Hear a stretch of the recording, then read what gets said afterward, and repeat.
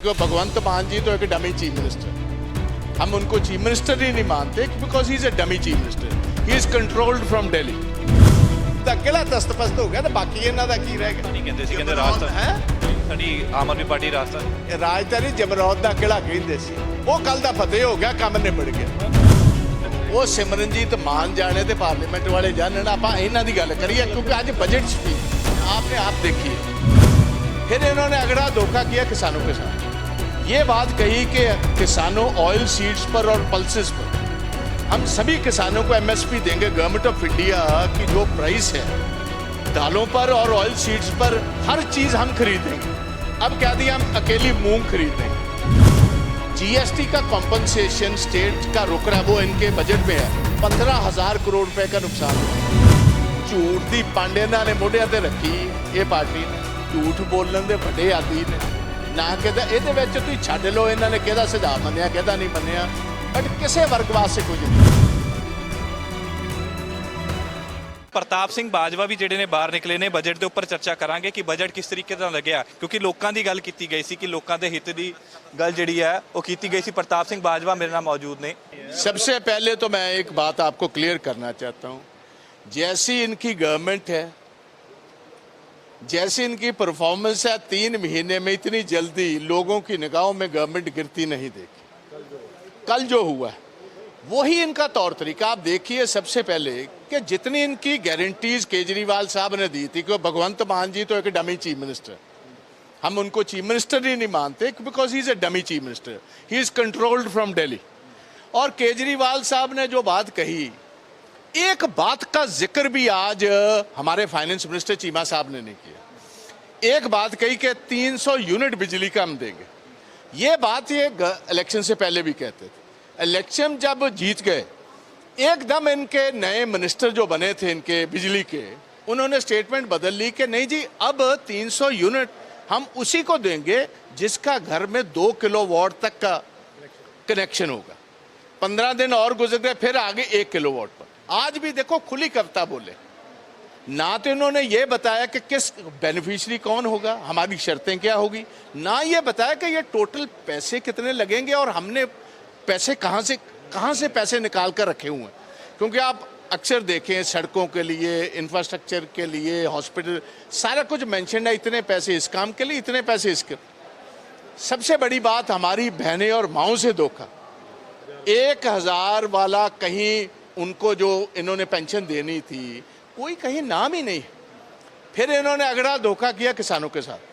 ये बात कही कि किसानों ऑयल सीड्स पर और पल्सेस पर हम सभी किसानों को एमएसपी देंगे। गवर्नमेंट ऑफ इंडिया की जो प्राइस है दालों पर और ऑयल सीड्स पर हर चीज़ हम खरीदेंगे।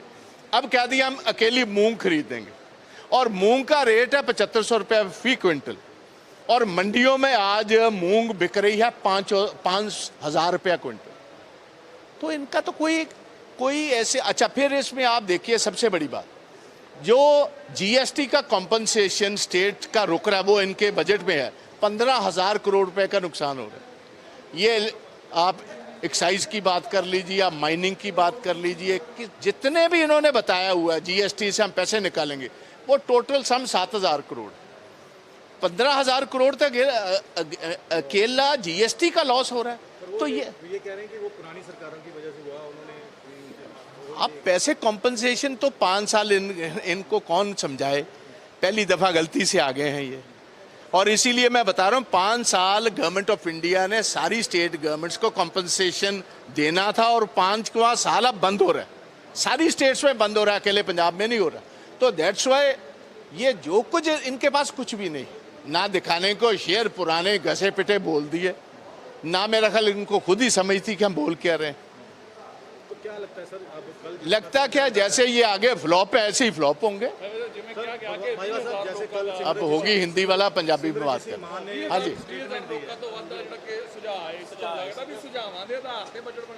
ਤੁਸੀਂ ਮੈਨੂੰ ਦੱਸੋ, ਸੁਝਾਅ ਇਹਨਾਂ ਨੇ ਲੋਕਾਂ ਦੇ ਲੈਣੇ ਸੀ ਜੀ। ਇਹਦੇ 'ਚ ਕਿਸੇ ਬੰਦੇ ਦਾ ਕੋਈ ਸੁਝਾਅ ਨਹੀਂ। ਇਹ ਲਿਰੀ ਤੁਹਾਨੂੰ ਪਤਾ ਝੂਠ ਦੀ ਪਾਂਡੇ ਨੇ ਮੋਢਿਆਂ ਤੇ ਰੱਖੀ ਹੈ ਇਹ ਪਾਰਟੀ ਨੇ। ਝੂਠ ਬੋਲਣ ਦੇ ਵੱਡੇ ਆਦੀ ਨੇ। ਨਾ कहता ये तुम छड्ड लो, इन्होंने कहता सुझाव मनिया, कहता नहीं मनिया, बट किसी वर्ग वास्ते कुछ नहीं।